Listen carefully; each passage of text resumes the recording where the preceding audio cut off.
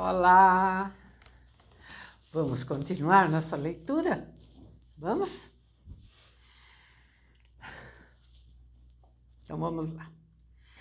Uma atividade para descontrair era perambular pelas ruas de McLeod-Ganj, ver as pessoas e as lojinhas.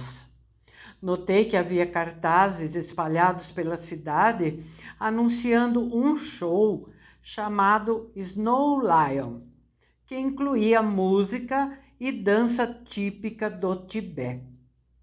Era uma oportunidade para aprender um pouco mais sobre a cultura tibetana, já que não tinha visto isso em Lhasa. Entretanto, havia alguma coisa estranha no ar. Um homem jovem, com cabelos compridos e com grandes óculos bizarros, com formato de 2 estrelas, estava em frente às escadas que davam acesso à escola, onde aconteceria a apresentação. Comprei o bilhete e desci vários degraus em direção a uma sala onde já estavam cerca de 15 pessoas. O fato de ser dentro da escola dava certa garantia contra um possível charlatanismo, pois o mesmo rapaz que distribuía os panfletos e vendia os bilhetes entrou na sala e dava a entender que ele era o único artista. Colocou a bandeira do Tibete na parede e vestiu algumas roupas típicas. Percebi que ele era realmente o único a se apresentar. Depois de alguns minutos de espera, ele apanhou um instrumento de corda e começou a tocar de uma maneira muito simples, como alguém que aprendeu a tocar há pouco tempo.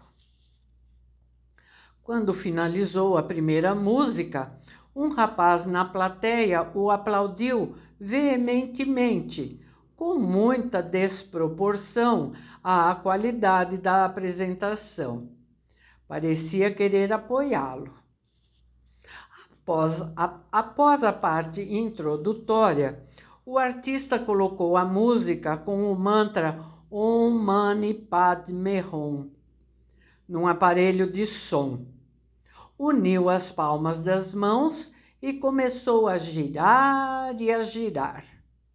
A música era longa e ele girava rápido como um peão, sempre com a palma das mãos unidas.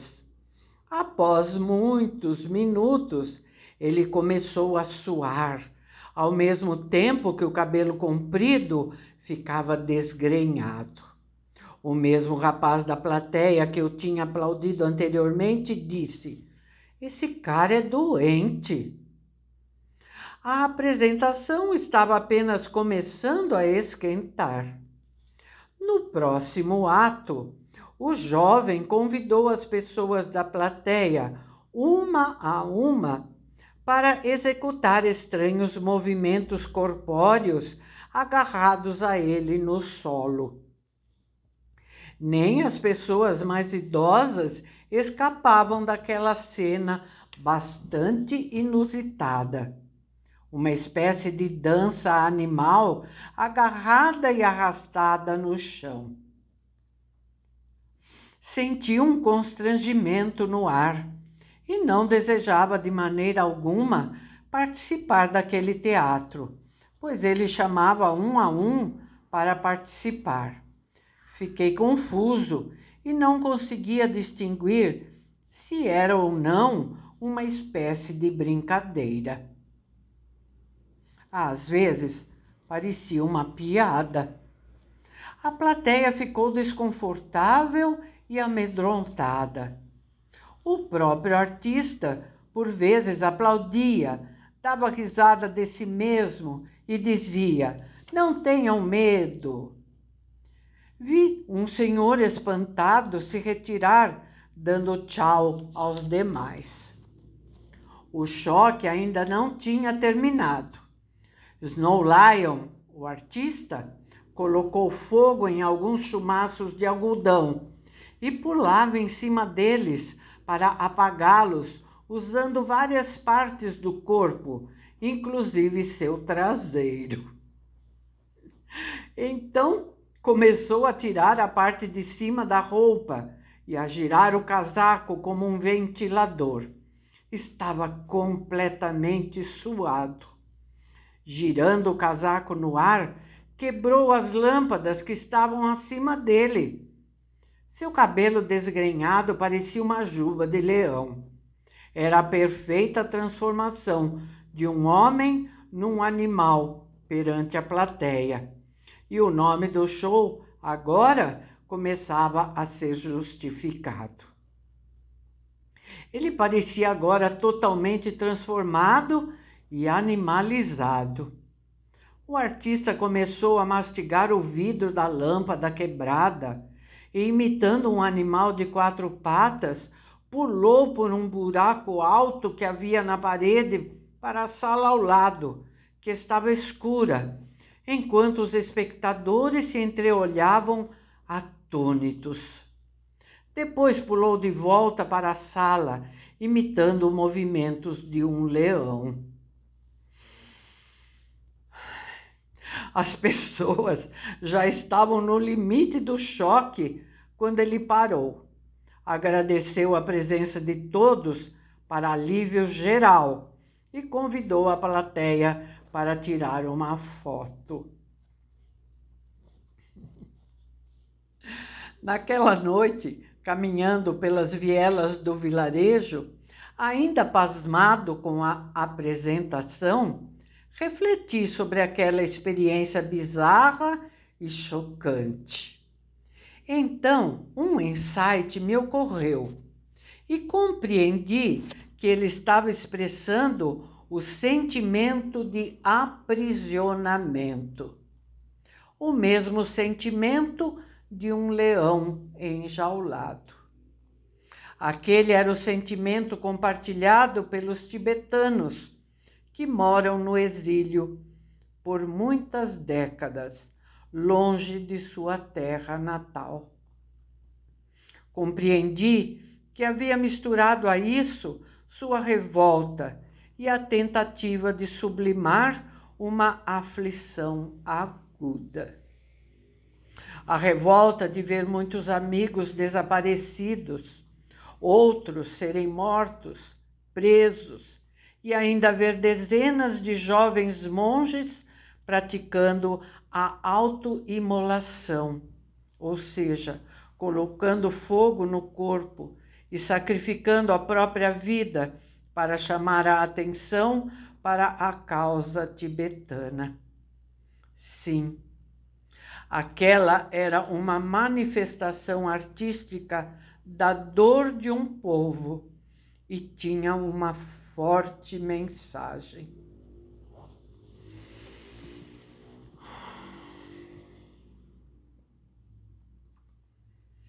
Seguindo a caminhada pelo vilarejo, reparei um cartaz afixado no vidro frontal de uma loja. Dizia: mais de 1 milhão foram mortos, mais de 6.000 monastérios destruídos, milhares foram presos, centenas de desaparecidos. Aos poucos, fui compreendendo o sofrimento daquele povo, que mesmo lidando com uma penosa realidade, não se cansa de sorrir.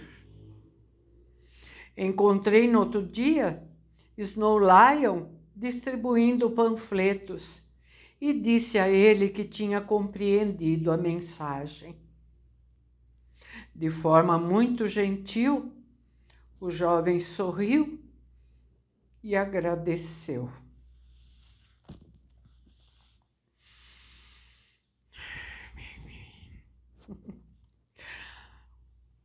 Bom, o dia de ver Dalai Lama de perto chegou. Acordei antes do sol nascer e desci a montanha atravessando a floresta de Darankot. No caminho encontrava monges com seus típicos roupões de cor grená, se deslocando no mesmo sentido. A luz do sol, timidamente, aparecia entre os galhos das árvores. A caminhada com o ar puro da floresta e a expectativa saudável de ver um grande líder espiritual é inesquecível. Parei para tomar um café numa tenda e me aquecer. Na entrada do templo havia uma longa fila, onde guardas preparados checam todos os pertences, item por item. Câmeras, celulares, assim como vários outros objetos, não são permitidos. O templo fica no segundo andar do prédio. Consegui um lugar de forma a ter uma visão direta do altar, a cerca de 20 metros. Todos sentam no chão sobre almofadas. Há muitos monges, alguns tibetanos civis do vilarejo que não seguem o caminho monástico e poucas dezenas de visitantes estrangeiros. No momento em que sua santidade se aproxima, um bonito mantra com o som de uma percussão de madeira ao fundo é recitado no alto-falante. Ele inicia uma caminhada desde o portão da sua residência em direção ao templo. De onde eu estava, era possível vê-lo se aproximar pelo andar de baixo, auxiliado por um ajudante. Com simpatia e com um largo sorriso, Dalai Lama vai cumprimentando e abençoando pessoas pelo caminho. Elas unem as palmas das mãos e baixam a cabeça, mas não os olhos. Todos querem vê-lo. A energia é indescritivelmente limpa e boa. Sinto meu coração feliz por vê-lo. Finalmente, ele cumpre todo o trajeto e entra na parte interna do templo e finalmente senta no lugar de onde lidera o culto e os ensinamentos. Monges jovens passam com baldes cheios de pães e outros com baldes de chá de manteiga. Os ensinamentos são sempre requisitados por um grupo, normalmente de estrangeiros. Neste caso, estava em Dharamsala um grupo da Coreia do Sul, que ocupava a parte anterior do templo. Após a introdução do culto, Dalai Lama abençoou o pão e o chá. Desta vez, o chá de manteiga desce bem no meu estômago e o pão é delicioso. Uma moça da Grécia, inusitadamente, tira um pote de Nutella da bolsa e oferece para o pessoal em volta para passar no pão. O culto é proferido na língua tibetana. Graças a um sistema de rádio, a tradução simultânea é viabilizada para outras línguas. Capturo a estação de um tradutor para o inglês. O homem tossia muito, no entanto, a tradução era boa. O ensinamento daqueles 3 dias foi sobre o caminho do meio. Metaforicamente, o caminho do meio é aquele encontrado pelo jovem príncipe Siddhartha, que foi de um extremo da vida ao outro, do luxo do palácio, onde tinha absolutamente tudo, do ponto de vista material, para o meio da floresta, onde viveu como um asceta. Estava beirando a morte por inanição quando alcançou a iluminação e passou a ser chamado de Buda, que quer dizer o iluminado. Um de seus primeiros ensinamentos foi que nenhum extremo está certo. A libertação do sofrimento ocorre no caminho do meio. No início do culto, Dalai Lama recitou o Sutra do Coração. Já o conhecia, mas ouvir sua voz recitá-lo foi indescritível, uma experiência verdadeiramente única. Espero falar certinho aqui esse Sutra do Coração. Se não for assim, me perdoe. Gati Gati Paragati Parasangati Bodhiswaha. Recitou-o por várias vezes, enquanto os monges ao meu redor pareciam mergulhar num estado meditativo profundo. Eu mergulhava junto. Depois, o líder espiritual do Tibete explicou aquele mantra, enquanto eu escrevia as informações num bloco de anotações. Ele explicou que esse mantra é como um mapa de viagem. Gati, Gati é a preparação, que significa vá, vá. Paragati é a visão de emptiness, acho que é assim, da vacuidade e de que tudo está interligado sem dualismos. E essa parte do mantra impulsiona o movimento de ir além, de atravessar até a outra margem. Parasangati denota o cruzamento completo para o outro lado, e que depois da realização de emptiness, todas as emoções perturbadoras e negativas são superadas. Finalmente, Bodhiswaha significa a completa libertação e iluminação. Abre aspas. É importante que compreendamos que não existe um eu separado, self, e o budismo é a tradição espiritual que explica a diferença entre self e no self. Fecha aspas. Disse Sua Santidade. Disse que é muito importante a compreensão do selflessness.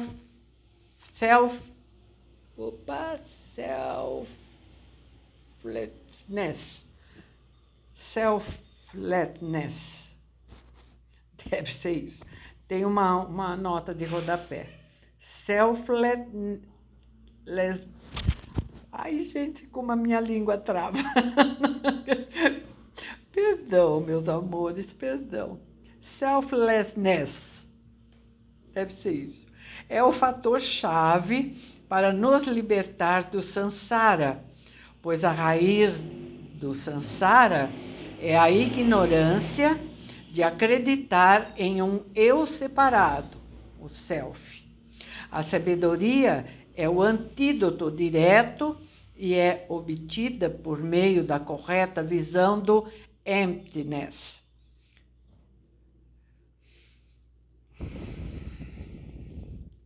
Aqui tem, acho que é da onde foi tirado essa explicação, né? Introduction to Buddhism, Tushita Meditation Center, Dharamsala, Índia. Seus ensinamentos, voltando ao texto, tá? Seus ensinamentos são permeados por bom humor e risadas. Por vezes, suas risadas se tornam muito divertidas e revelam uma bonita ligação entre a alegria e a mística sagrada do caminho espiritual. Depois, Dalai Lama continuou a explicação de Emptiness, recitando o belíssimo Sutra do Coração. Forma é vazio, vazio é forma. A frase parece absurda num primeiro momento, e compreendê-la parece coisa de outra galáxia. É muito difícil explicar o que eu ainda estou no caminho de compreender. Contudo, tenho a certeza de que, mesmo que soubesse por completo, não conseguiria traduzir essa compreensão em palavras. Tudo o que eu sabia era que ouvir aquela frase alegrava o meu coração. Era um sentimento de convicção, de estar sendo tocado pela verdade. No final das meditações, Sua Santidade nos guiava para dedicar a energia desenvolvida para o benefício de todos os seres vivos do planeta. Seus ensinamentos continuaram sobre o Nirvana, e que para chegar lá se faz necessário a realização de Emptiness. Nota de rodapé: Emptiness significa vacuidade. Abre aspas, os fenômenos que surgem por originação dependente são designados como vacuidade. Como não há nada que não surja por originação dependente, não há nada que não seja vacuidade. Fecha aspas, Nagarjuna. Vou voltar à frase aqui no texto. Seus ensinamentos continuaram sobre o Nirvana, e que para chegar lá se faz necessário a realização de Emptiness, desenvolver sabedoria para alcançar a realidade última, viver o momento presente e ter concentração. É importante construir a compreensão com a razão e fazer esforços para desenraizar as emoções negativas. As emoções negativas são causadas por ignorância, raiva e apego. Finalmente, disse que a pureza da visão correta dos eventos e sua interligação ajudará no livramento da roda do Sansara. Sansara, nossa existência condicionada e cíclica, de nascimento e morte, com tendências habituais construída pelos 3 venenos: ignorância, apego e desejo. Bom, acho que vamos ficar por aqui.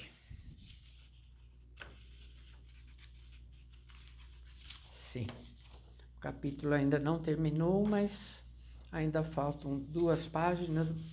Se eu continuar, vai ficar muito longo. Tá bom? Então, ficamos por aqui, tá?